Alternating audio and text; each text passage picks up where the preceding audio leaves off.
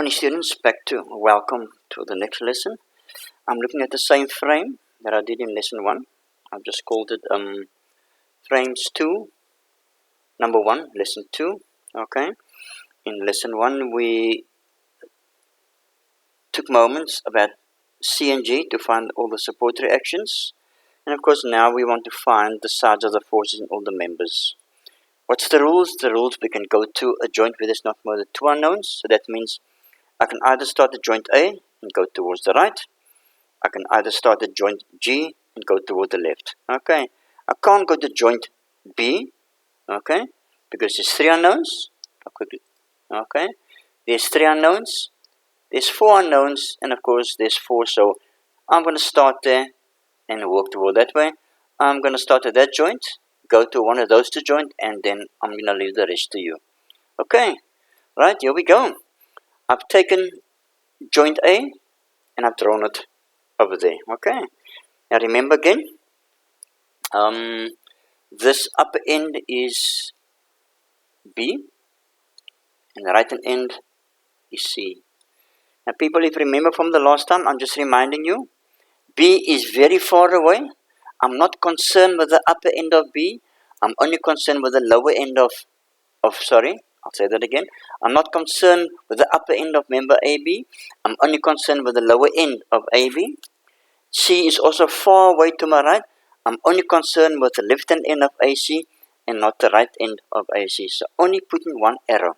Okay, right. Next step, we assume tension or compression. AB, as it's standing there, I'm going to assume that AB is in tension. So if it's in tension, it's pulling away from the joint. And I'm going to assume AC is in compression, pushing toward the joint, like so. Okay. Right, what's the next step in the process? We resolve all forces which is not vertical or horizontal. AC we leave as is. AB we are going to resolve into its components. Right, so let's do that. So I'm going to say it's like this here, like so.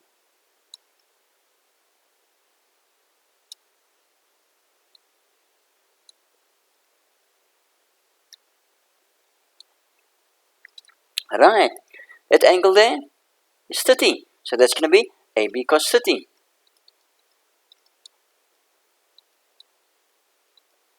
And that's going to be AB sin 30.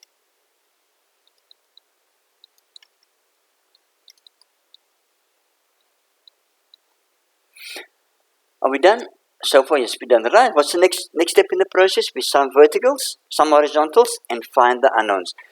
I normally start with the verticals first. Normally, doesn't matter the order. You find that normally when you start with the verticals, you find most of the answers that you want in the beginning. So I'm going to say the sum of the verticals. So I'm going to say the sum of the forces in the vertical is equal to 0. How many vertical do we have acting? Minus 2 plus that one there. So it's minus 2 plus AB sin 30 is equal to 0. So therefore AB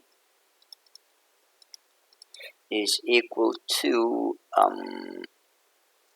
I think it's 4 kilonewtons.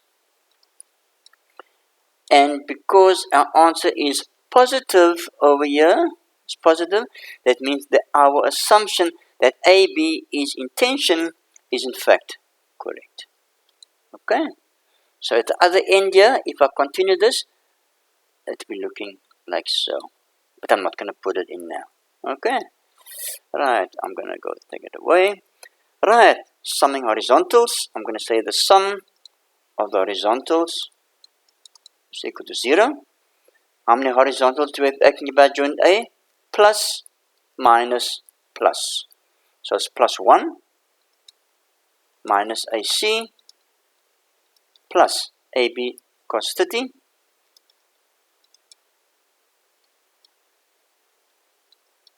is equal to 0. Right. Do we know what AB is? Yes. We just found it from there. So we can work at AC. So therefore AC is equal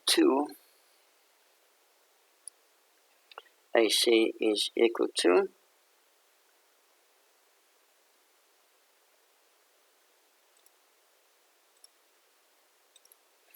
AC is equal to 4.46 kilonewtons. 4.46 kilonewtons. And because the answer is positive, it means that our assumption that AC is in fact in compression. If I extended this line to the other end where C is actually sitting, it would be like that there. Okay? But I'm not doing that here. I'm just telling what it would be if it was drawn in its complete length. Okay, people, that's the first joint done. And that's the end of that lesson. And I will see you in the next lesson when we move towards the next joint.